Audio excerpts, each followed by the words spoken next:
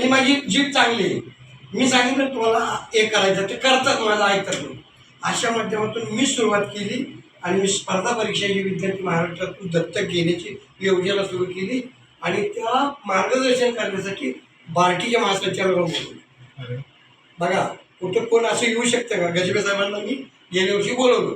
गजबे साहेबांना आणून दाखवलं की बॅनर माझा बघितला तर बॅनरवर राजकीय काहीच नाही, कोणाचंच नाव नाही, नेता नाही, काहीच नाही, फक्त स्पर्धा परीक्षा मार्गदर्शन शिबिर आणि प्रशासकीय अधिकाऱ्यांची नाव, असा कार्यक्रम माझे असतात. मग असं बघितलं त्यांना बरंच बरं वाटलं त्यांना. मग ते म्हणाले आव्हाड साहेब तुम्ही 1% काम करा, आम्ही 3% तुम्हाला मदत करू.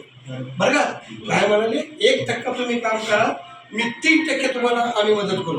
मग त्यांनी मला थोडं सुचवलं, संस्था जर मजबूत करायची असेल, समाजाला मोठं येत असेल तर शिक्षणाचा मेन मुद्दा आहे. मग शिक्षणाचा मी त्यांना उघड केलं की आमचा समाज जो आहे, विद्यार्थी जे आहे तर स्पर्धा परीक्षेला टिकत नाही. तर टिकत नाही त्याचं कारण काय?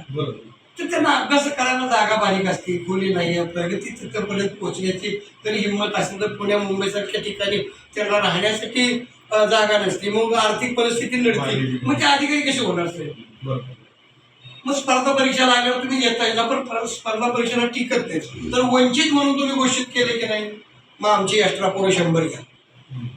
पहिला माझा मुद्दा 100 घ्या आणि जे नियमानुसार बसतात ते घ्या आणि राखीव कोटा वंचित आहे त्यातून आमची काही मुलं घ्या. आणि मग आमच्या मुलांना प्रगतीच्या एकतरी 100 विद्यार्थ्यातून 100 जर विद्यार्थी तुम्ही प्रत्येक वर्षी माझ्या माध्यमातून घेतले तर त्यातले 5 तरी अधिकारी बढतील गेले. 5 कुटुंब जरी स्वतःच्या क्षमतेने जरी सक्षम झाली तर समाज थोडा टप्प्याटप्प्याने पुढे जाईल अशा भावना. नाही तर पैसे कुणाला देऊन काही होणार नाही. म्हणून मी शिक्षणाचा विषय उचलला. मग त्याला मला मान्यता मिळाली. मग मान्यता मिळाल्यानंतर मी जानेवारीच्या 16 तारखेला एक मोठं त्यांच्याकडे एक पत्र देऊन वेळ मागून घेतली त्यांची महासंचालकांची आणि त्यांच्या सगळं डिपार्टमेंट म्हणजे त्यांचे जेवढे प्रकल्प अधिकारी असतील त्यांच्याशी बैठक बोलवली आणि मला तेवढा वेळ द्यावा म्हणून सांगितलं. आणि मग त्या ठिकाणी मी मागण्या मांडल्या. विद्यार्थ्यांच्या प्रशिक्षणाच्या संदर्भात असेल किंवा महिलांच्या संदर्भातला विषय असेल, अशा बऱ्याच